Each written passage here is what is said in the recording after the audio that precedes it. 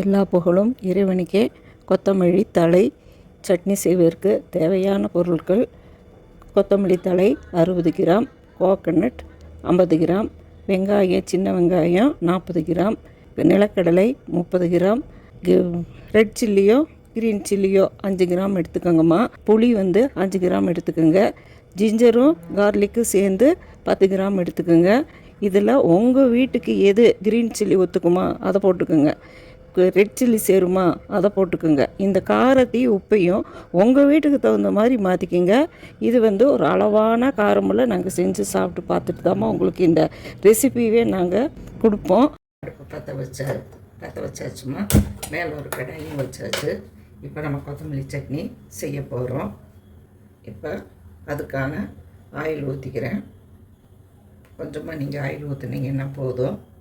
பாருங்க, கொஞ்சமாக இதில் வெள்ளை உளுந்து சேர்த்திக்கிறேன்.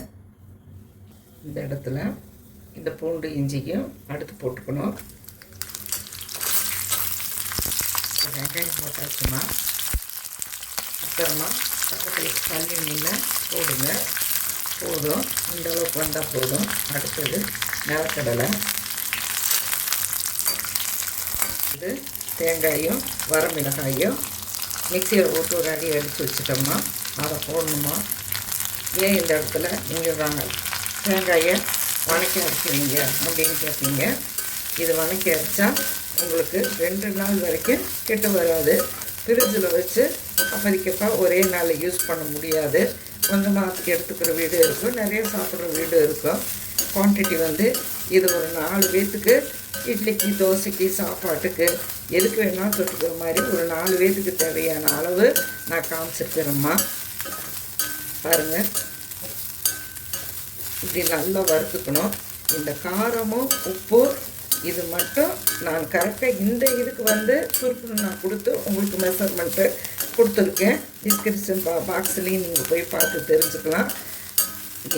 உங்களோட வீட்டுக்கு என்ன காரம் தேவையோ, உங்களுக்கு பச்சை மிளகா பிடிச்சா பச்சை மிளகா போட்டுக்கோங்க, வரமிளகா பிடிச்சா வரமிளகா போட்டுக்கோங்க. உங்களுக்கு என்ன தேவையோ அது மட்டும், உப்பு காரத்தை மட்டும் எப்போவுமே உங்களுக்கு தகுந்த லெவலுக்கு நீங்கள் செஞ்சுக்கோங்கம்மா. நாங்கள் கரெக்டாக பர்ஃபெக்டான அளவில் நாங்கள் இதை நாங்கள் கொடுத்துருப்போம்.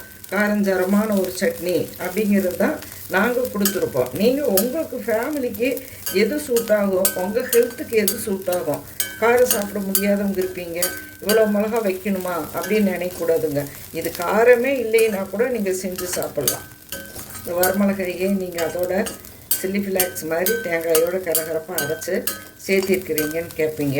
வரமிளகாய் வறுக்காமல் அரைச்சா சூடு, எண்ணெயில் நல்லா வறுத்து அரைச்சா அரோமாவும் கிடைக்கும், ஹெல்த் வைஸாக நல்லதுமா. அதனால தான் முதல்லையே இந்த கொத்தமல்லி தழையை நல்லா கழுவி ரெடி பண்ணி வச்சுட்டேன்மா.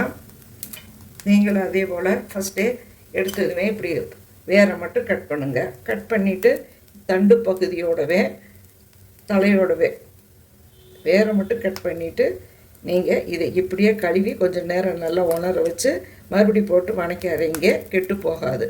தண்ணியோடு போட்டு சொதன்னு அப்போதைக்கு கழுவி நீங்கள் போடுறதுனால தான் கொத்தமல்லி தழை சட்னி கெட்டு வர்றதுக்கே காரணம்.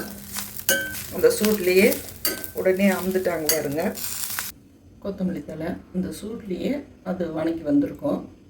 நிறைய போட்டு மொறுன்னு வணக்கக்கூடாது. ஒரு கிளறிட்டு நீங்கள் அந்த முதல்ல அரைச்ச வெங்காயப்பெல்லாம் அது மேலே தூக்கி வச்சுட்டு நீங்கள் அடுப்பை ஆஃப் பண்ணி வச்சு கொஞ்சம் நேரம் லீவிங் டைம் ஆற விட்டிங்கன்னாவே இந்த அளவுக்கு வணங்கிடும். போதும்மா, கலரும் மாறாது. இப்போ நம்ம இதில் போட்டுக்கிறோம். கொஞ்சமாக போட்டு அரைக்கணும். இப்போ இதை பல்ஸ் மோடு விட்டுக்கலாம்மா.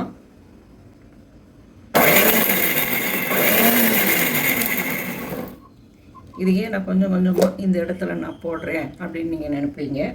இது போய் இந்த பிளேடு ரன்னிங் கெப்பாசிட்டி இருக்கும்போது இந்த நீளமாக இருக்கிற தண்டு போய் சுற்றிக்கும். அதனால நீங்கள் கொஞ்சமாக ஃபஸ்ட்டு இதை போட்டு நீங்கள் அரைச்சிட்டிங்கன்னா சக்ஸஸ்ஃபுல்லாக உங்களுக்கு கெட்டி சட்னி அரைச்சி வரும்மா.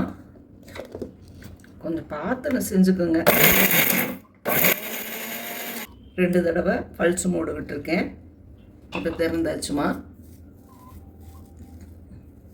பாருங்கள், எவ்வளோ சீக்கிரம் அம்மிக்கல்லையோ ஆட்டுக்கல்லையோ கூட அரைக்க முடியாது. பாருங்கள், கொத்தமல்லி தழை நல்லா அரைச்சி வந்துருச்சு. இதோட மிளகாயும் சேர்ந்து அரைச்சி வந்துடும். பாருங்கள், இப்போ கொஞ்சம் நேரத்தில். அடுத்து புளி போட்டுக்கிறோம். புளி, இஞ்சி, கெட்டியான பொருள்மா. நம்ம வறுத்து வச்சது எல்லாமே இப்போ நம்ம சேர்த்திக்கிறோம். உப்பு சேர்த்திக்கிறோம்மா, தேவையான உப்பு. உங்கள் வீட்டுக்கு தேவையான அளவு உப்பை யூஸ் பண்ண பாருங்கள். எங்களுக்கு தேவையானது சுருக்கணும் உப்பு. நான் சுருக்கணும் போட்டிருப்பேன். இது ஒரு 10 கிராம் இருக்கும், நான் போட்டுக்கிறேம்மா. இப்போ இதையும் பல்ஸ் மோடு தான் விடணும்.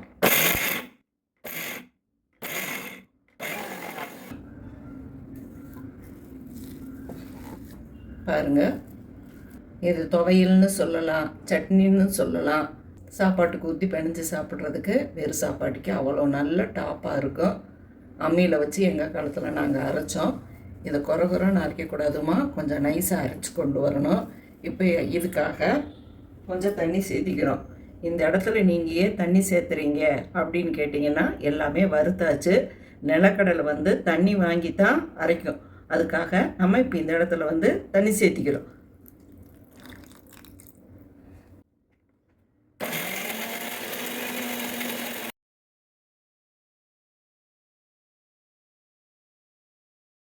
நீங்களும் நாட்டு கொத்தமல்லி கிடைச்சதுன்னா நீங்கள் வாங்கி இதே மாதிரி ட்ரை பண்ணி சாப்பிட்டு பாருங்கம்மா.